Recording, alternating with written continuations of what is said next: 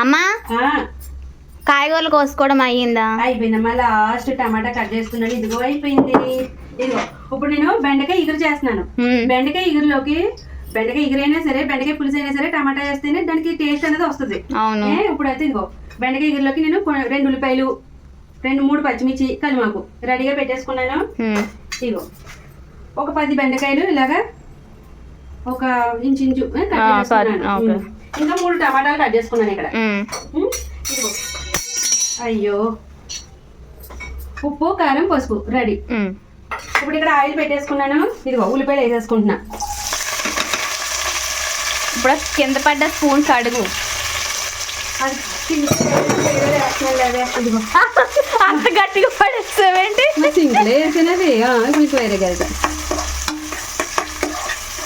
మనకి ఇది బాగా వేగాలి.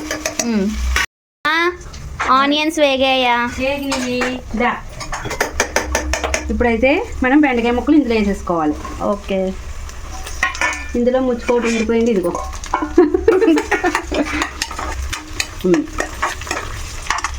ఇప్పుడు ఇది బెండకాయ టమాటా కూడా వేసేస్తున్నాను.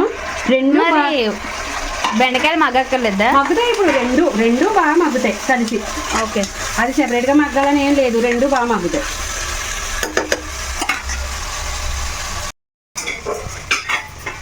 అమ్మా అయ్యిందా? చూడు ఇదిగో టమాటా బెండకాయ టమాటా వాటర్తో సహా చక్కగా మగ్గిపోయింది. చూసావా?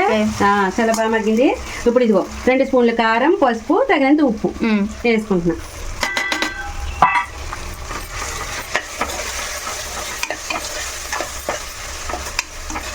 ఇప్పుడు ఇట్లనే 2 minutes బాగా వేయించుకోవాలి. 2 minutes కాదు, 1 minute చాలు. 2 minutes వేయించుకుంటే ఎందుకు 2 minutes? చూసావా ఇప్పుడే కూర గుమగుమలాడిపోతుంది. అప్పుడే ఆయిల్ తోటి అది.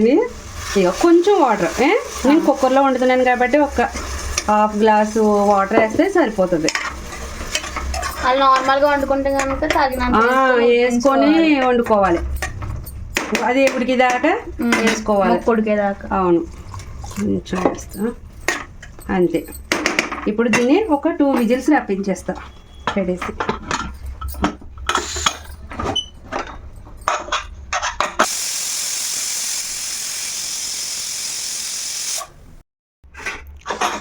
అయ్యిందా అమ్మా? అయిపోయిందమ్మా. అయ్యా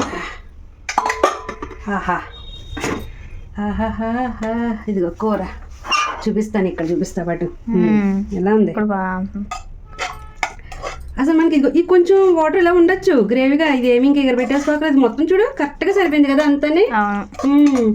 మనం పులుసు అనుకో కొంచెం చింతపండు పులుసు వేసుకుంటే సరిపోను. ఇందాకే వేసుకుని కూడా అది కూడా పెట్టేస్తాను. నేను చింతపండు పులుసు కూడా కుక్కర్లో పెట్టేస్తాను. చూడు ఎంత బాగుందో కదా. బెండకాయ కూడా ఏమాత్రం జిగురు అన్నది అలాంటివి ఏమైనా ఉన్నాయో చూడు. కరెక్ట్గా ఎలా ఉన్న ముక్క అలాగా ఉడికింది. సూపర్. ఇలా కుక్కర్లో వండుకుంటే బెండకాయ కూర కూడా సూపర్గా ఉంటుంది. నీకు ఈ మధ్య కుక్కర్ బాగా అలవాటు అయిపోయింది. ఇప్పుడు కాదు మాదు, నాకు ఎప్పుడు మీ చిన్నప్పటి నుంచి కూడా నాకు కుక్కర్ అలవాటు. కానీ చాలా కుక్కర్లు వాడి ఇంక తీసుకొచ్చేసి అవన్నీ పక్కకు పెట్టేసి ఇప్పుడు అదే అట్లా బిర్యానీలు అయ్యి చేస్తంట. ఇంకా అందుకే మొన్న లేవు అని ఒంట్లో పోగొన్నప్పుడు ఇంకా తెమ్మంటే డాడీ ఇవన్నీ తీసుకొచ్చారు.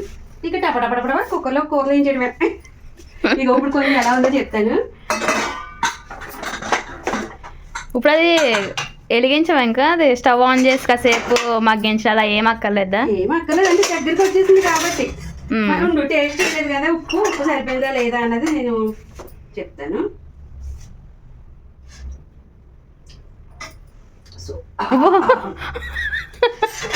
సూపర్ అన్నీ సరిపోయింది. పర్ఫెక్ట్.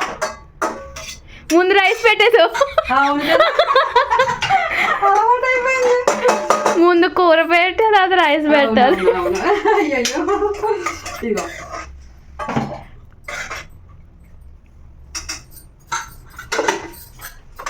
ఇప్పుడు రైస్ మనకి చాలా రోజులు మనకి అలా అలవాటు అయిపోయి గమ్ముని అదే చేయాలి అంటే కొంచెం టైం పడుతుంది. కానీ ఇదిగో చూడు కూర అది బెండకాయ ఇగురు.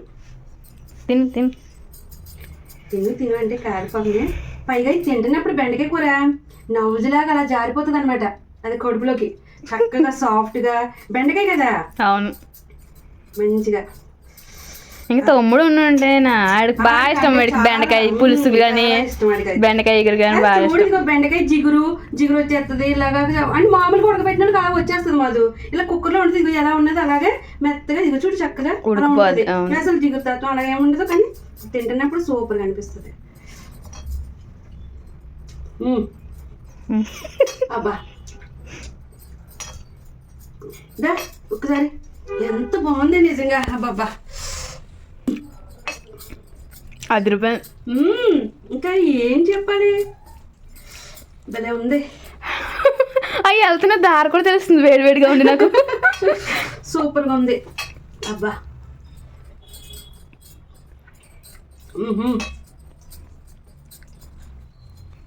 ఇంకా ఆపేమో కూర్చోనండి.